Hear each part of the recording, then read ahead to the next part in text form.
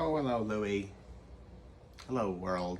Welcome to another Today's Decay, August 26th edition, where we celebrate births and beginnings of everything important since the dawn of time. And on this day in 1880, Guillaume Apollinaire, maybe pronouncing that right, was born. He was a French poet and playwright who inspired Dadaists, Cubists, Surrealists, Futurists, all the ists, most of the ists, all the ists that mattered.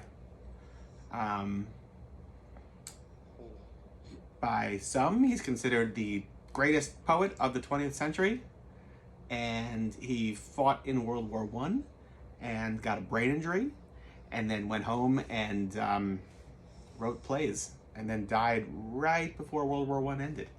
But kind of elusive to me, but I've been drawn to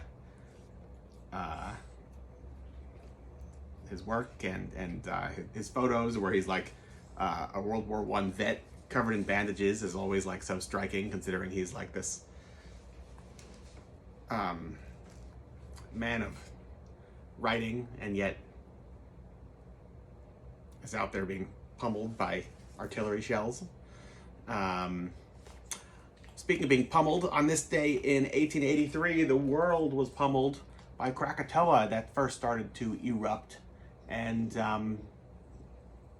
it just shows what a violent, unexpected place this planet can be, right? Yeah. Also on this day in 1920, Derjaniskov premiered. Derjaniskov translates to the double face. This was a F.W. Murnau illegal adaptation of Dr. Jekyll and Mr. Hyde, the Robert Louis Stevenson story. It starred Conrad Veidt and had a lesser part for Bela Lugosi. The film is lost. There's some really great stills of it, though, that make it look really interesting. Like, this could have been one of the best German Expressionist films of the time. 1920, so this is like Cabinet of the Caligari. Conrad Veidt would have just been like fresh off the heels of a year earlier. F.W. Murnau also did Nosferatu a couple years later, which did fare better because that was also an illegally made film where they were just adapting Bram Stoker's Dracula, and Bram Stoker's widow sued to have all copies destroyed, and somehow she was unsuccessful, and that's why we have Nosferatu today.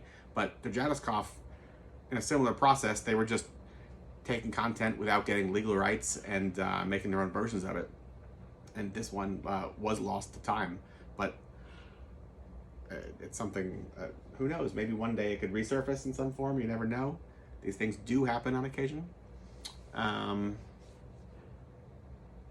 not today. No, still lost. Maybe tomorrow. Tune in tomorrow to find out if Derjaniskov has been found. Yeah, you too.